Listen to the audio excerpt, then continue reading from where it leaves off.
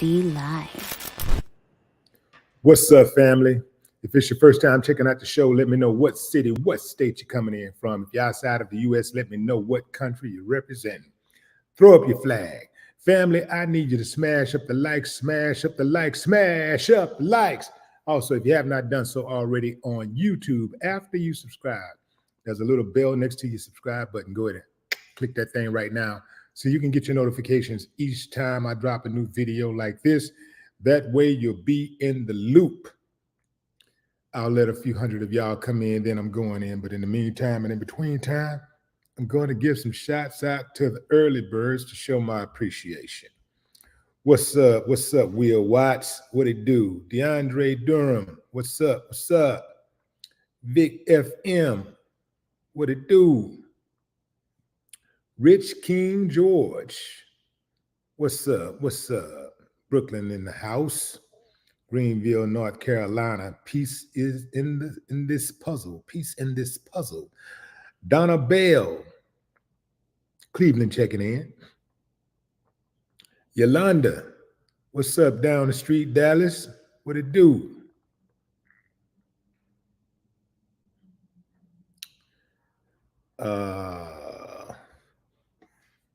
What's that? Pomona, California. What's up? What's up? What's up, Shantae? Shamik Parker, Raleigh, Carolina, North Carolina. Columbus, Ohio. I am him is in the building. OG Patrice. Turn that cap lock off for me, King. Turn that cap lock off for me. That cap lock. Turn it off for me. Tommy. What was that? Bama boy. What's up, Alabama? Adrian, what it do? What it do? All right, fam, going in. Put a pic of Christian up right quick. Fam. Ooh. Not good news today, fam. Not good news at all. Not good news at all. Not good news at all. So, Diddy's son, King Combs, birth name Christian, is being sued for SA during a 2022 yacht party.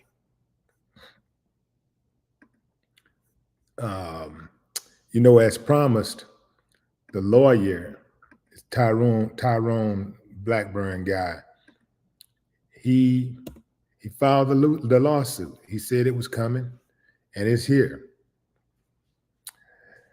He's being sued, and the alleged victim claims she has audio recordings of him forcing himself on her during a yacht party.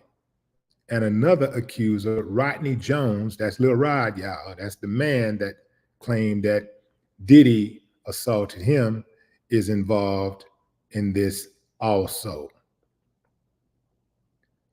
Let me see if I can get this woman's last name right, because I've never heard or seen the spelling of the name before, so I'm not familiar with the pronunciation. So, but let me see if I can give it a good stab.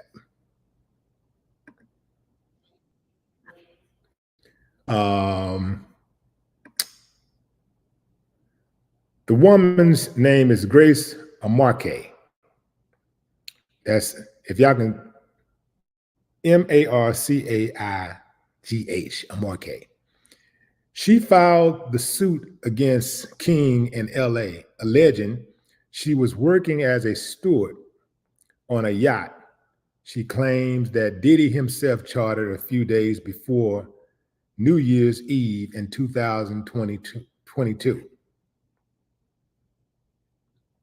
In the suit, Amarque alleges she was doing her job during the shindig, which she claims was advertised as a family-friendly excursion, and King came on board after which she claims he immediately became fixated on her, uncomfortably so.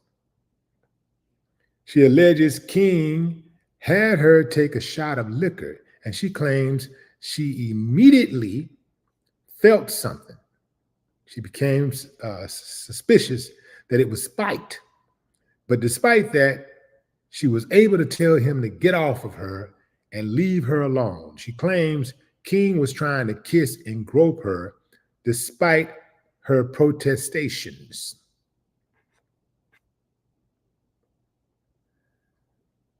Markay, in her lawsuit, purports to describe audio recordings of what she claims depict her telling King she's not interested in sex with him and trying to get away from him while they were together in a studio on the yacht. Eventually, she says she was able to get away, but claims King insisted she find him a place to sleep. So she says she led him to the theater. Once there, Markay claims King cornered her again and attempted to force her to perform oral sex on him. But she says she fought him off and includes in the doc photos of her forearm, which she says was bruised in the altercation.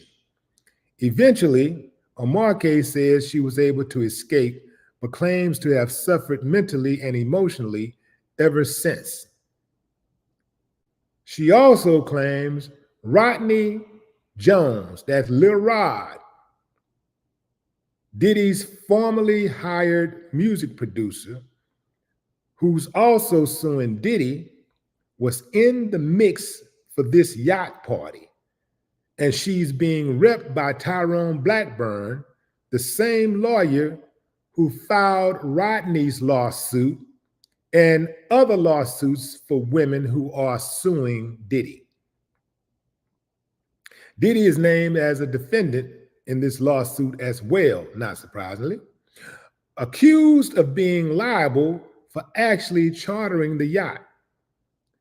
Markay also claims to have witnessed Diddy on board with women she calls sex workers, and that Diddy exposed himself to Young Miami while they played a game of Carisha Please. Interestingly, she says that was all recorded by Hulu camera crew.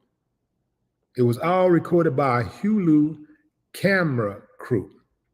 Markay is suing Diddy specifically for aiding and abetting King in the alleged assault.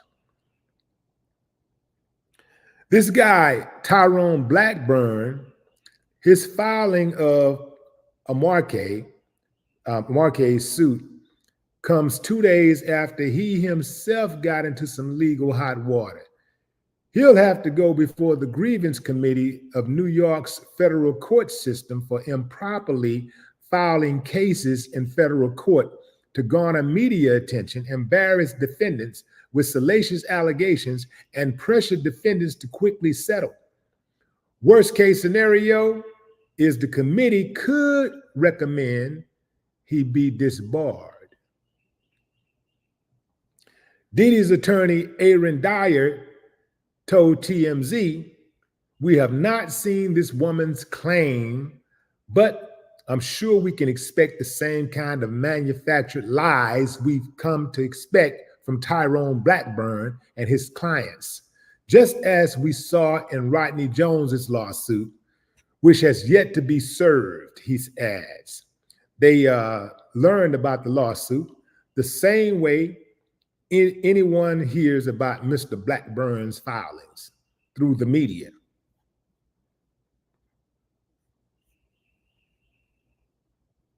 So the lawyer has been brought up on charges to answer charges of abusing his position as a lawyer. They say he's doing all of this because he's just trying to garner media attention and embarrass defendants with salacious allegations and pressure defendants to settle quickly. So they're saying that Tyrone is just all about the bag, trying to get the bag. What do y'all think about that, fam? I mean, he is a civil attorney. That's his job. His job is to get the bag. His job is not to put anybody in jail. His job is to get to the bag. That's what civil attorneys do. So, but they're saying that this guy is just making up stuff. That's what they're saying. They're saying that he's just filing frivolous lawsuits. Interestingly enough, Tyrone's career, his livelihood, was not in jeopardy until he filed against UMG, Universal Music Group.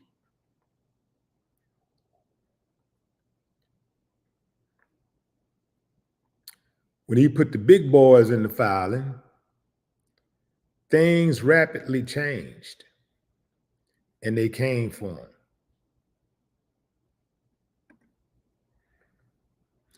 This is a cold game. I don't know if I've ever remember seeing a prominent, like a celebrity, like a major celebrity, get convicted of SA, and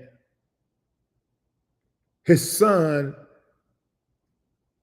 is also, well, not convicted, but gets sued and is and investigated, and his son also gets sued for the same thing and investigated. I don't think I've ever seen anything like that before.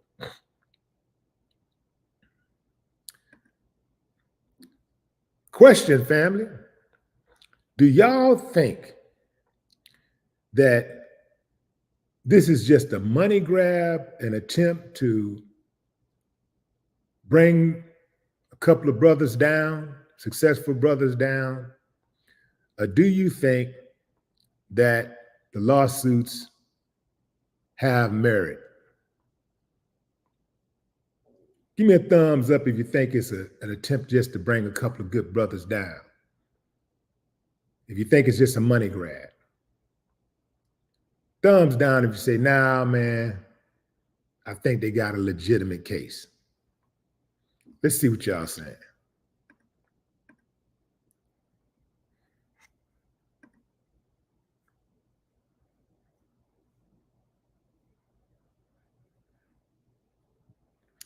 BB Rock down.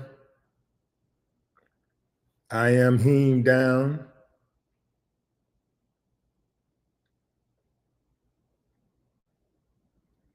Gotta be some merit.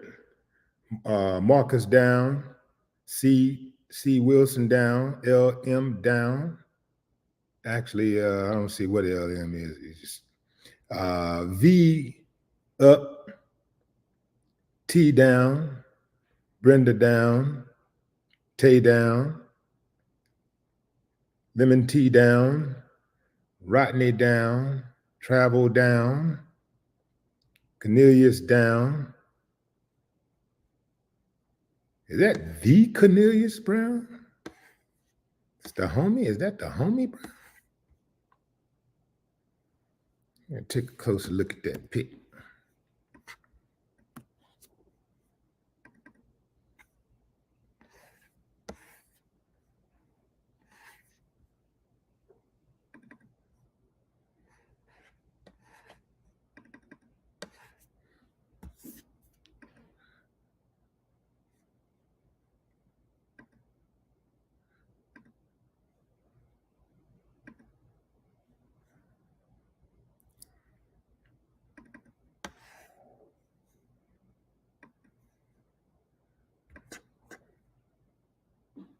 Okay, that's not the Cornelius Brown. That's not the homie. All right, what else we got here? Ain't no way. Down. Eric down. Adrian down. Now Adrian up. Antonio down. New to you down. Nikki down. Okay, so it looks like the majority of y'all are saying that y'all believe the case has some merit. Y'all believe that they have a legitimate case. Chawal says Tyrone tripping. These are alleged crimes that are within the statute of limitations. Why sue civilly? Well, it is America, fam. It is America. And if there's an opportunity to get some money, then people gonna take it. That's just how it is. That's the type of country that we live in, and if people think that they've been harmed, they should pursue money. They should go after the money. Even if you believe that a person should be held criminally liable, you always hit them in the pockets. Always hit them in the pockets. You should always hit them in the pocket. Don't ever be ashamed to hit somebody in the pocket if you feel like you've been wronged. You got some people that try to make you feel guilty for going after money. Oh, it's just a money grab. Oh, it's just about money. But if they slip and fall, they're going to file a claim. But if you get your head beat in or you get violated in any kind of way and you file a lawsuit, oh, it's just about money. It's just about money. Now, in America, it's always about money. It's always about money. So you can expect that if a person feels like they've been harmed and, in any kind of way, they've been wronged, and if there's an opportunity to file a lawsuit, they should. They should. I don't really have a problem with it. But we know we kind of use our common sense family to draw the line. We know something is a money grab, right? And I personally think this is a little bit of both. I think it's a little both. It's a little both. I think it's a bit of both.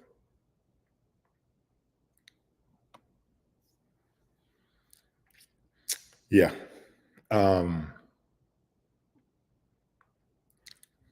But I do think that most people, if you give people a choice, if you gave most people a choice between getting paid and seeing somebody put in jail, most of them would pick getting paid over putting somebody in jail. Now, what does that say about us as a society? Somebody violate you or yours, and there's an opportunity to get paid. Let's say $5 million. So whatever they did, let's look at it like that. Let's look at it, the damage is done. Whatever they did, the damage is done. You got an opportunity to walk away with a cool $5 million. Would you do it? Come on, let's take a poll right now, fam. Let's see where we are. Give me a thumbs up if you believe, like if you had an opportunity, if somebody violated you or yours, and you had an opportunity to walk away with $5 million or see them go to jail. That's justice served. See them go to jail. A lengthy sentence. Would you opt for the $5 million or would you rather see them go to jail? You can't have both. You can't have both. Either they go to jail and you get they go to jail or you get $5 million. Which one you taking? Give me a thumbs up if you take the $5 million. Thumbs down if you say, no, I need justice.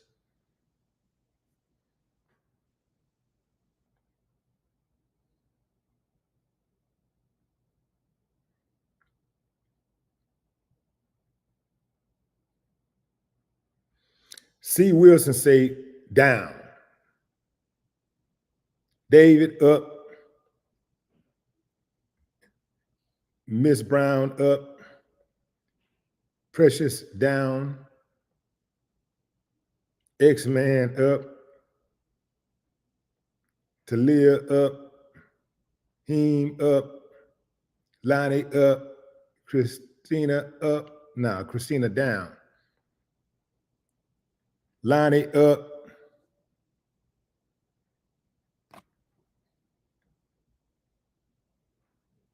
Khalid Harleem up. Red down. Hey, boss. What is good? Kathy up. Twin hype up. Somebody lying, fam. It's too many people saying down. Tracy down. Mrs. Candy down. Somebody lying. Somebody lying, man. I just believe like a lot of people would take that money. I think a whole lot of people take that money. And it also depends on what kind of money you're working with, what kind of money you got. You know what I'm saying? Like if you, let's say you about to be evicted. You ain't got nothing. Does that change your opinion? Does that change what, you know, your actions?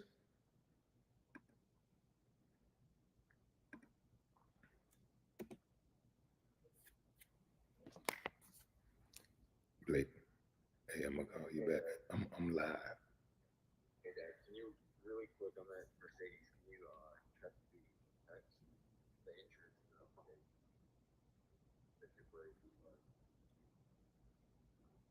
All right, I'm live. No, I can't just stop. I'm live. You're gonna have to give me a few minutes.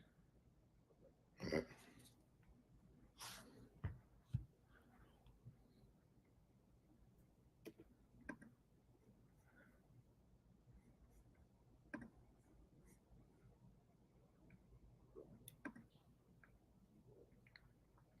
Kumor up. Was that up for Kumor? Kumor down. Ton up.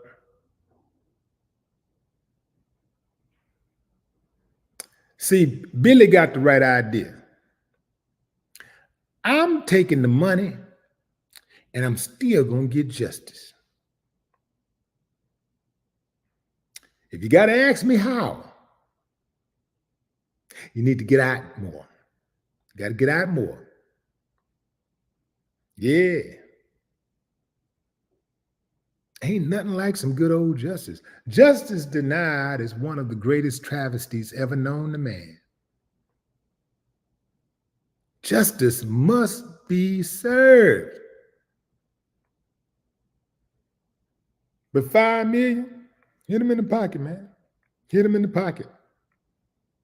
Absolutely. I'm going to hit him in the pocket and I'm going to hit him somewhere else.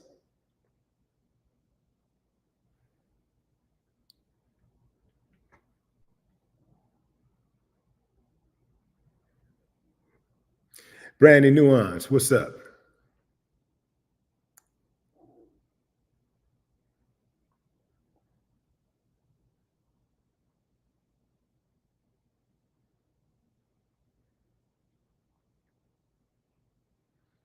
And I'm going to tell you also, family, I'll say this, that goes all the way across the board. Justice must be served. We can take the $5 million all the way off the table. Let's just say ain't no money involved. That's not even an option. Justice must be served.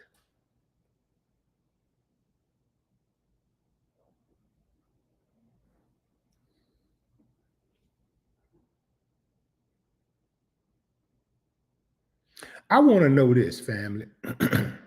I would like to know when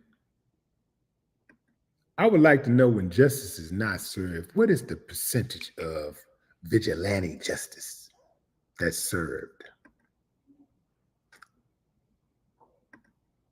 Because, you know, America throughout the years has never had a problem with vigilante justice.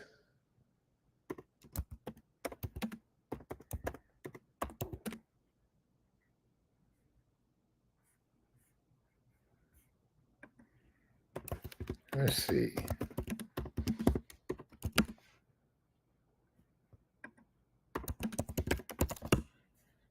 Boo, boo, boo. The court and the rise of vigilante justice.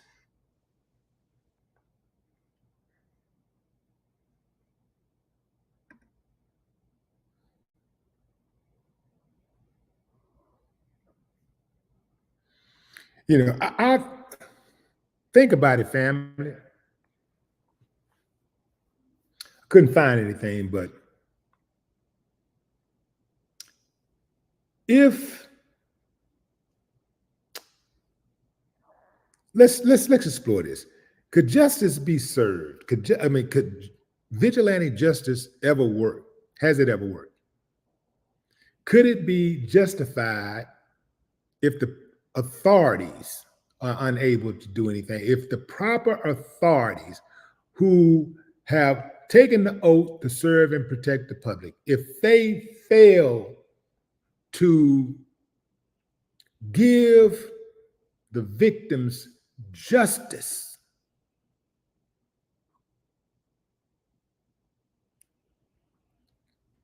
could vigilante justice work? Has it ever worked? I can cite literally hundreds of cases where vigilante justice has worked. And I'm talking about where the law itself decided, you know what? That's what the public want. That's what the public gets. We ain't gonna do nothing about it. I've seen it work. I've seen it work. I've seen it happen, and the authorities just turn a blind eye. I've also seen the authorities commit vigilante justice.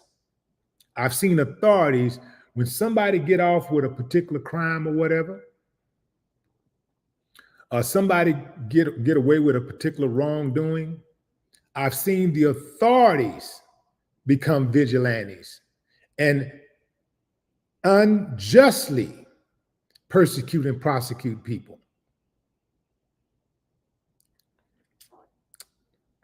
I've seen them come after people when a person, they tried to come for you for one crime, you beat that crime, and then they came and put something else on you. Next thing you know, they got something else that they just pretty much pulled out of a hat.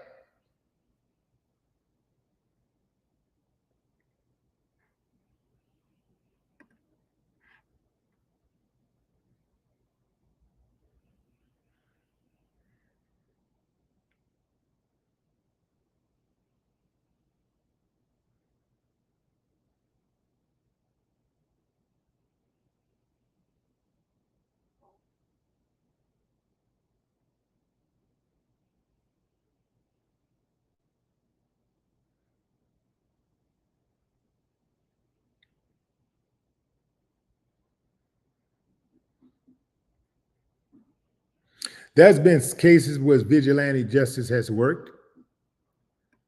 I remember one of the more popular ones that happened in Houston was when these two guys were robbing a neighbor's house. And they were robbing a house, and the neighbor saw them through his kitchen window. And he took a gun, went outside, and as they tried to escape, he shot them both dead. Well, you know, that is against the law. They wasn't taking his property. Plus, there was no threat. They were leaving the property, and nobody was in danger. But that dude killed both of them as they were trying to leave. And the grand jury, AKA the Klan jury, decided against an indictment. They decided not to indict. They decided against indicting him. A big part of that was other people in the neighborhood was riding for him, saying, yeah, he did the right thing. It was noble what he did. People getting their houses broke into left and right. Somebody glad somebody did something. Even though it's illegal, They decided not to prosecute him. This is what happens when you give judges too much power. They have so much latitude, they can decide, these judges and prosecutors. This started with the prosecutor. It starts with the prosecutor. The prosecutor gets to go into a room with the grand jury and present evidence, and they can sway the grand jury's opinion whether to indict or not based on how they deliver the evidence. They can just come out and say, yeah, you know, he shot this, Mr. Such and such shot this man, and da-da-da-da. And he was just trying to defend his neighbors. And da-da-da. You may say one low slick thing or whatever. And then we're not privy, as the public, we're not privy to these grand jury discussions. So what they discuss is never disclosed. How they talk, we don't get to hear that. And the lawyer for the other side, they don't get to hear that. They don't get to hear the evidence. They don't get to talk to the grand jury. So the prosecutor and the grand juries, depends on what their belief system is. They get to decide who gets prosecuted and who don't.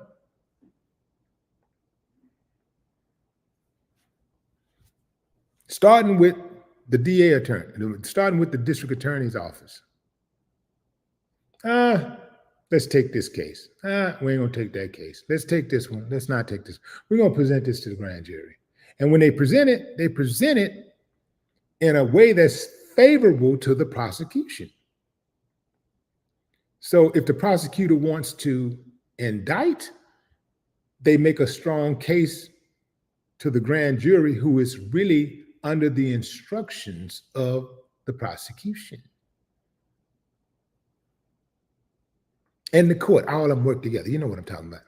So if the prosecutor, who has all this knowledge, who is here to protect us, and who's working for the state, steps in front of you, and you, the grand jury, now everybody in here trying to keep the community safe, and the prosecutor say, yeah, this person did this wrong or whatever, and it was just horrible what they did. Grand jury probably gonna prosecute. If they say, you know what, you know, it's unfortunate that it happened, but you know, these type of things happen from time to time. Wink, wink.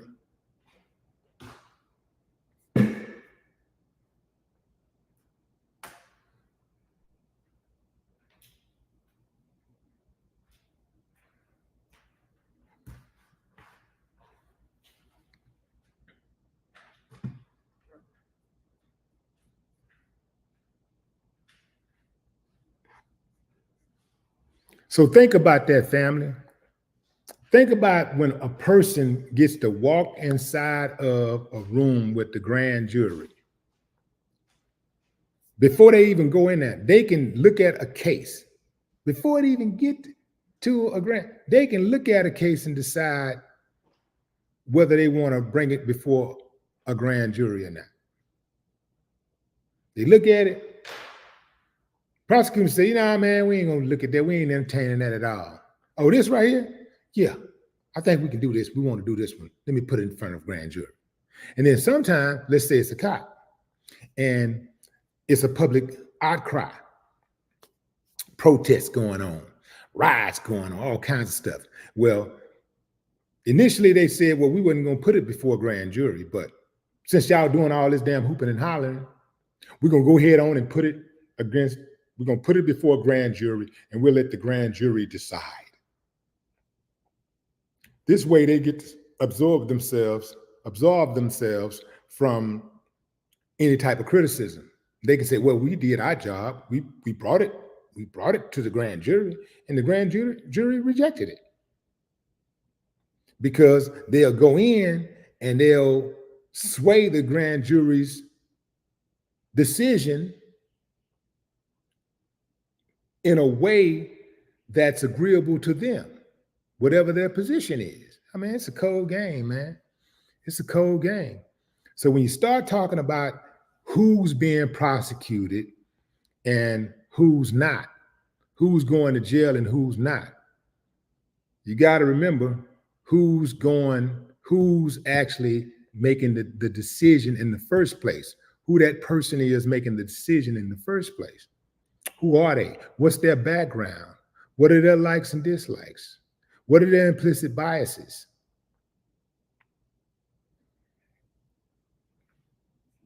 How did they grow up?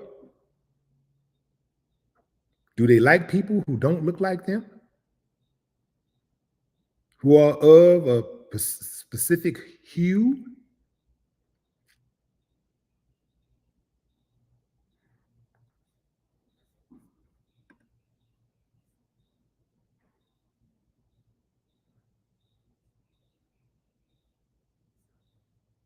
So that's why you don't see a whole lot of these other people getting brought charges up on, going before the courts criminally.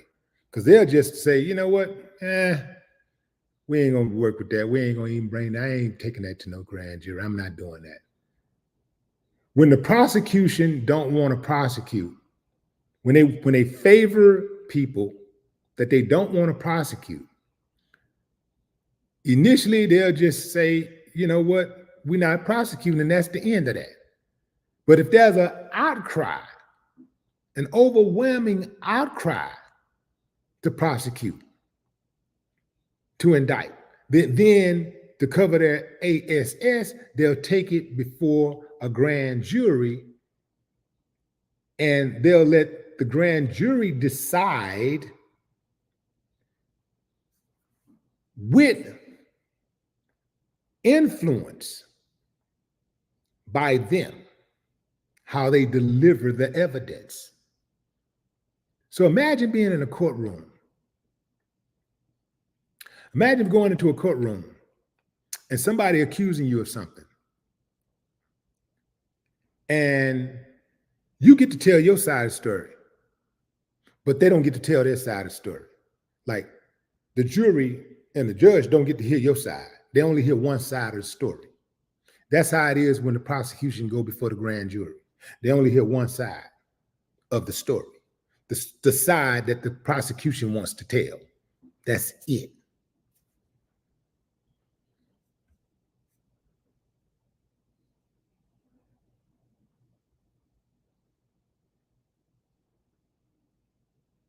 And that, family, is why the deck is stacked. That is why you see so much color in these courtrooms all over America. It ain't got nothing to do with being innately criminal-minded and all that ignorant stuff. You got people picking and choosing who they want to prosecute based on their beliefs.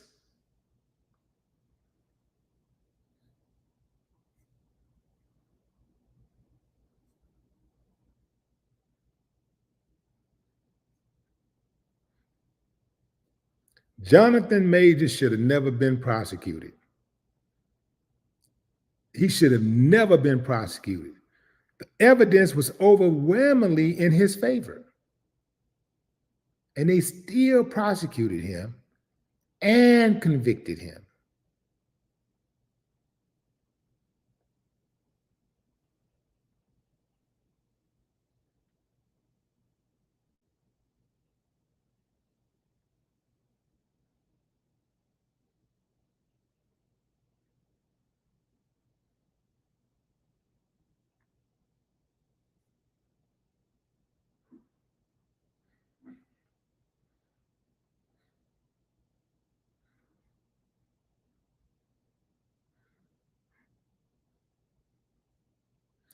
Anytime you go into the courtroom in America, family,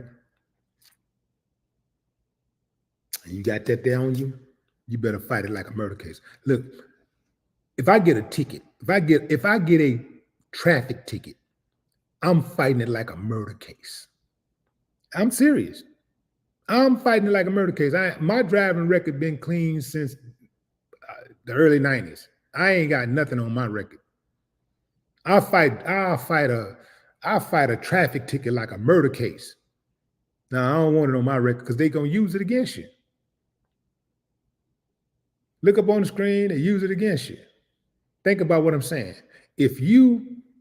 Let's say you get pulled over for speeding and the cop looks at your record. When he pull your name, he can see, your record. So he can see, oh, you got speeding tickets already. You got 2 other speeding tickets on your record. Chances are, you know what I'm saying? So let's say you don't have anything. You got a clean record. The cop already kind of know that, okay, he got a clean record. I'm gonna give him the benefit of the doubt because his record is clean. So I'm gonna give him the benefit of the doubt. Also, depending on what you're driving, if you got a clean record, they already know it's probably gonna be a waste of time trying to give you a ticket anyway because you finna fight it. You're gonna fight it. If you got DUI on your record already, if you get pulled over, you may have not even been drinking, but if you get pulled over for speeding or crossing the line or whatever, wrong turn, whatever, they're probably gonna check you for DUI because they see it already that you got it on your record. So you don't want that on your record. Maybe you had a drink or two. Maybe you're just above the legal limit. But because you got a clean record, they don't even think to test you. This happens a lot. You get pulled over for drugs. Let me back up. If you get pulled over for anything minor, and they look at your record and they see that you done did time for drugs, you've been convicted of a drug offense. Guess what they're gonna do? Tear your car apart looking for some drugs.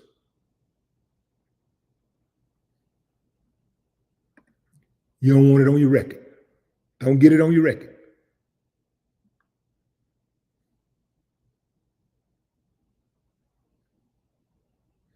Ruth Robinson, what's up?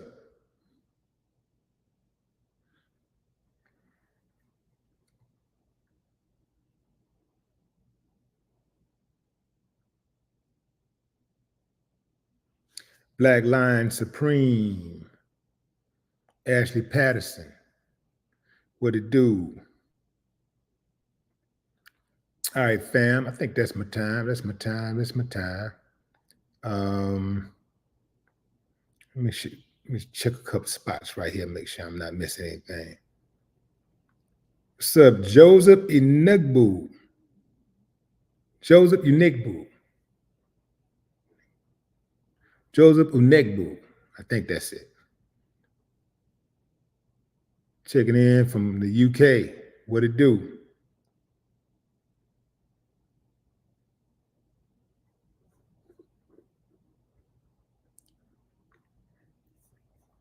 So, yeah, fam, if you're just not joining, we were discussing Puff's youngest son, King, who has been dragged into a lawsuit.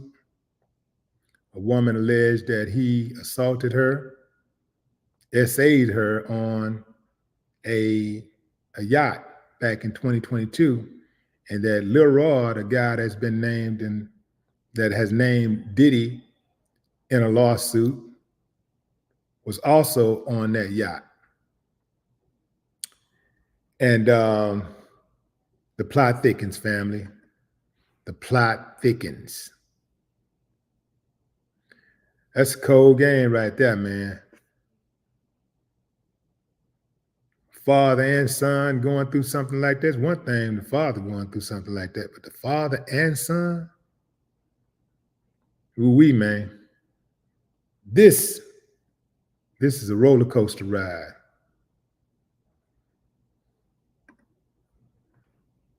Anyway, fam, anything else come up, y'all, any kind of breaking news, I'm going to share that with you. But until then, y'all enjoy the rest of your morning, your afternoon, or evening, wherever you are in the world. Until next time.